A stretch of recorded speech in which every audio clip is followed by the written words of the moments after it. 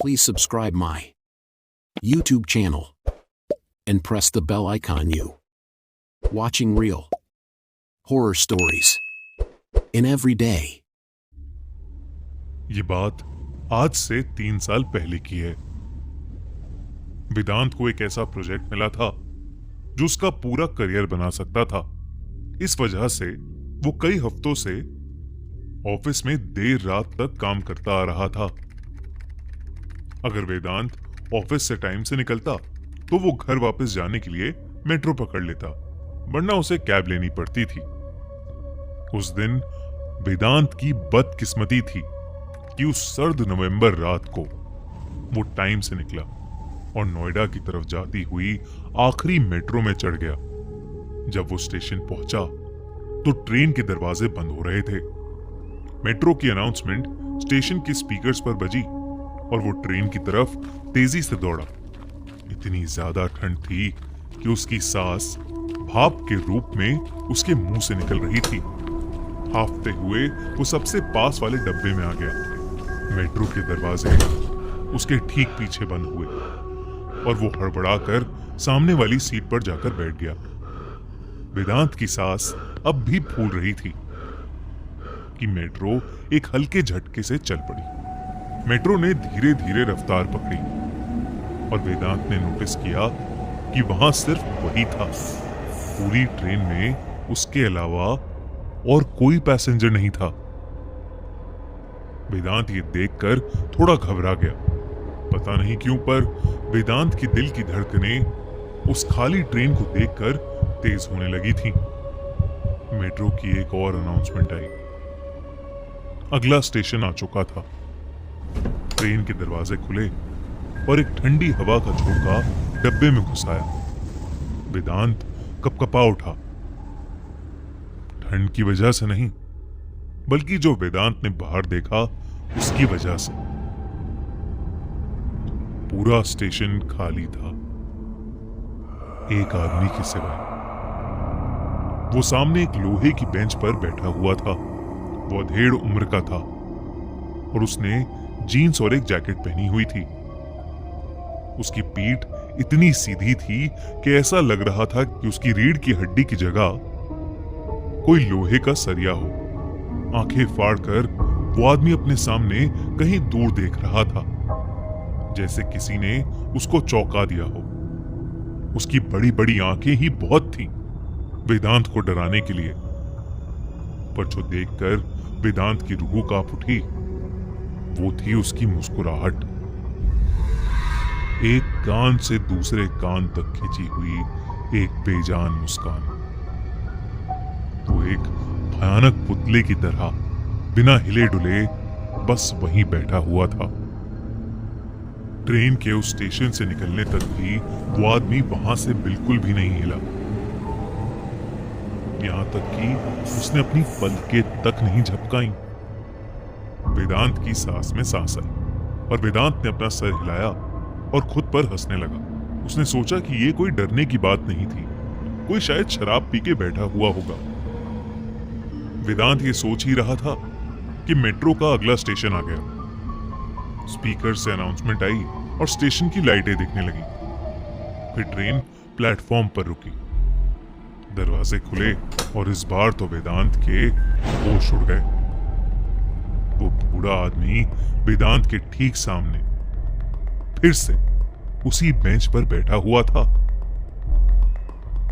वही मुस्कान, वही बड़ी बड़ी आंखें लिए।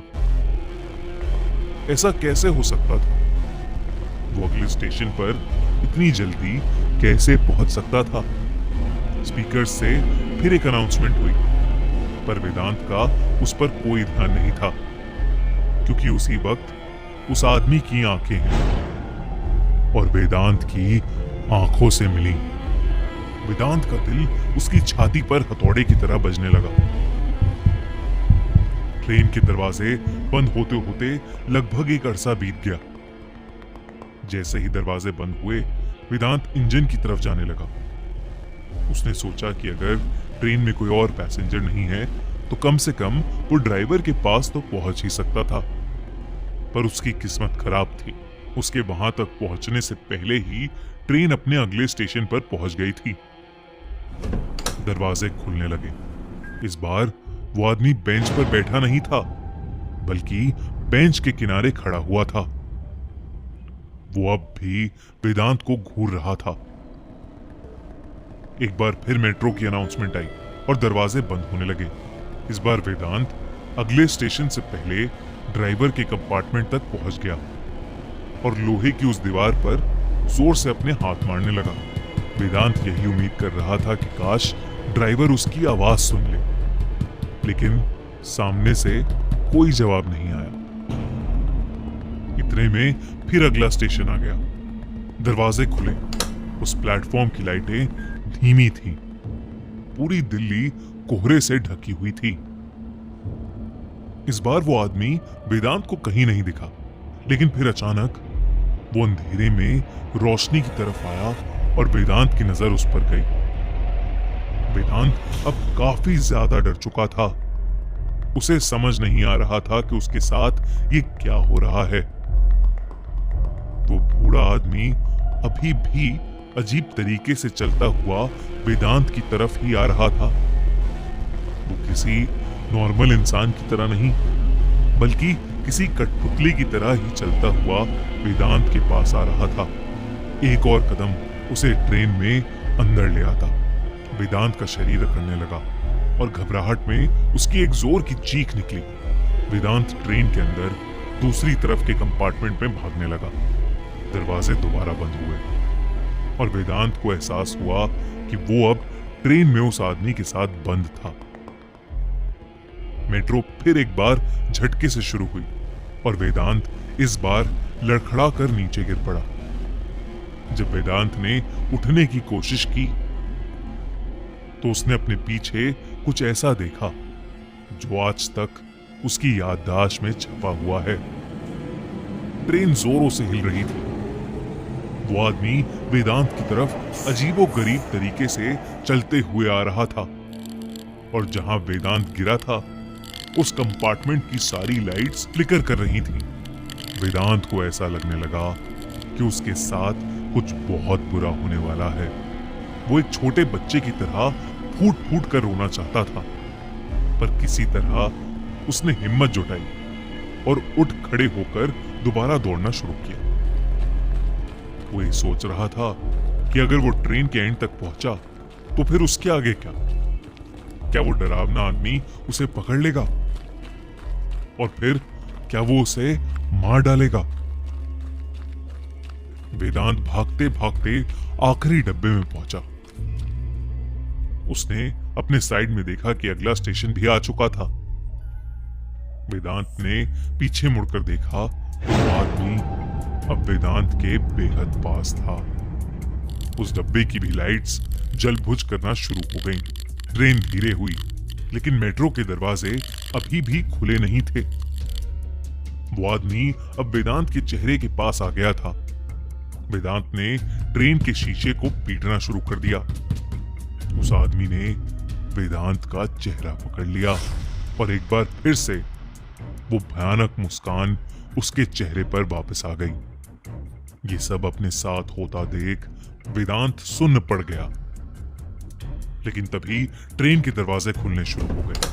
थोड़ी सी जगह मिलते ही वेदांत ने अपने आप को बाहर खींचा और सीढ़ियों की तरफ भागने लगा। उसने मुड़कर अपने पीछे भी नहीं देखा, बस भागता रहा। झाड़ू लगा रहे मेट्रो के एक कर्मचारी और 2 पुलिस वालों के लिए भी नहीं रुका। तभी रुका जब बाहर धुंध से लिपटी हुई सड़क पर आ पहुंचा। जब उसके फेफड़ों में सांस आई तो वेदांत ने आखिरी बार ऊपर मेट्रो स्टेशन की तरफ देखा। वो मेट्रो ट्रेन वहीं खड़ी हुई थी और उसके आखिरी डब्बों की लाइटें अभी भी टिमटिमा रही थीं।